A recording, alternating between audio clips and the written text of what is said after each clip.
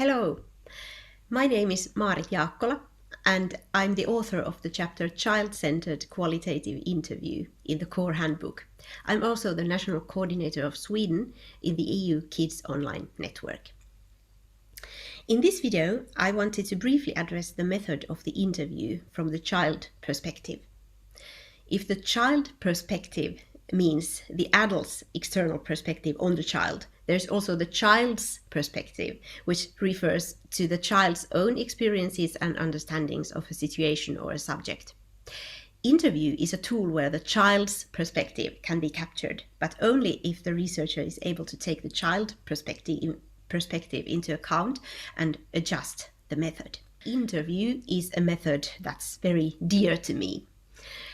The role of the interview, basically the interview refers to inter, which means between, and view, which implies looking at each other or creating a common insight. So the role of the interview is to acquire information in interaction between two or more people. In qualitative interviews, there is a special interest in the interviewer's ways to see the world and to speak about it.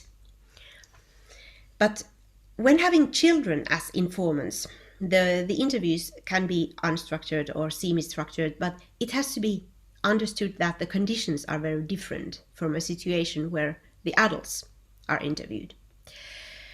A setting where an adult is sitting on a chair in a quiet room may be the optimal one for a grown-up, but it may be very weird and overwhelming to children, at least at the preschool age or something. When interviewing children under 6-7 years, it can be recommended to embed the interaction in a play or another authentic situation. It's advisable to choose a space that the child is familiar with, or an environment that possibly evokes thoughts or ideas about the topic under study. So, for example, you can choose to be at home or in the playroom of the kindergarten. To spur discourse, it may be good to choose some objects to play with and that may be relevant for the topic. For example, toys, images, photographs, drawings, videos, games. It may work well to set up situations between toys where the child can react upon. Or if you are talking about media, you can go through media material on a mobile device together with the child.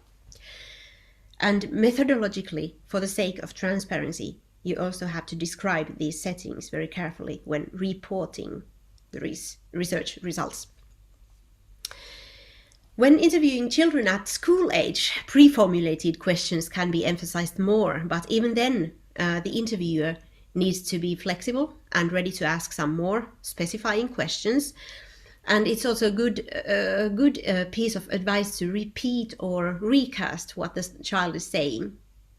For example, show and tell is a frequently used format in blogs in social media nowadays, and it may be useful even here. Don't just talk about things out there, but take these things concretely into the situation.